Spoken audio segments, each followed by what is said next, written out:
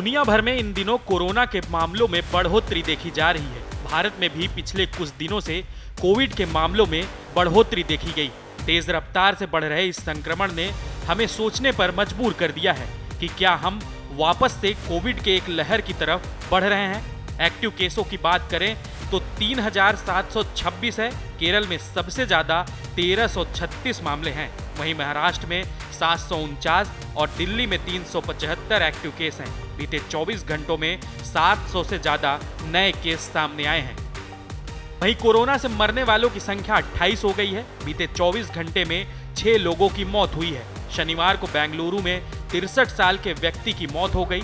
उसे दोनों वैक्सीन के साथ बूस्टर डोज भी लगी थी। वहीं दिल्ली में 60 साल के बुजुर्ग की मौत हुई है। महाराष्ट्र में सबसे ज्यादा 7 लोगों ने जान गंवाई है।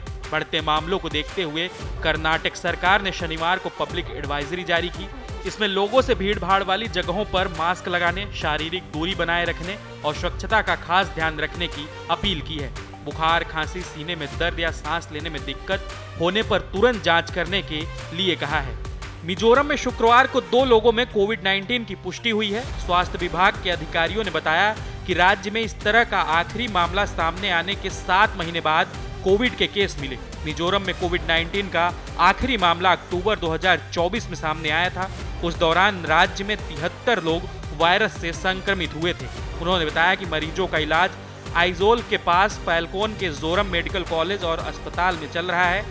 राज्य के स्वास्थ्य विभाग के इंटीग्रेट रोग निगरानी कार्यक्रम ने लोगों से न घबराने की बात कही है। आईडीएसपी ने लोगों से कोविड प्रोटोकॉल का पालन करने, नियमित रूप से हाथ धोने, हैंड सैनिटाइजर का उपयोग करने और भीड़ भाड़ वाले इलाके में न जाने की सलाह दी है। भारत के कई राज्यों में कोविड-19 के मामलों में बढ़ोतरी के बीच देश भर में 4 नए वेरिएंट मिले हैं। आईसीएमआर के डायरेक्टर डॉक्टर राजीव बहल ने बताया कि दक्षिण और पश्चिम भारत से जिन वेरिएंट की सीक्वेंसिंग की गई है वे LF7, XFZ, JN1 और NB181 सीरीज के हैं।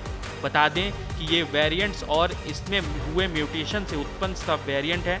वैज्ञानिकों ने इसे बेहद संक्रामक बताया है। इतना ही नहीं, NB181 से होने वाले खतरों को देखते हुए WHO ने इसे नए वेरिएंट ऑफ मॉनिटरिंग के रूप में क्लासिफाई किया है। इसे अब तक वेरिएंट ऑफ इंटरेस्ट के रूप में रखा गया था। WHO की एक रिपोर्ट के मुताबिक NB181 रिकॉम्बिनेट वेरिएंट XDV151 से निकला है।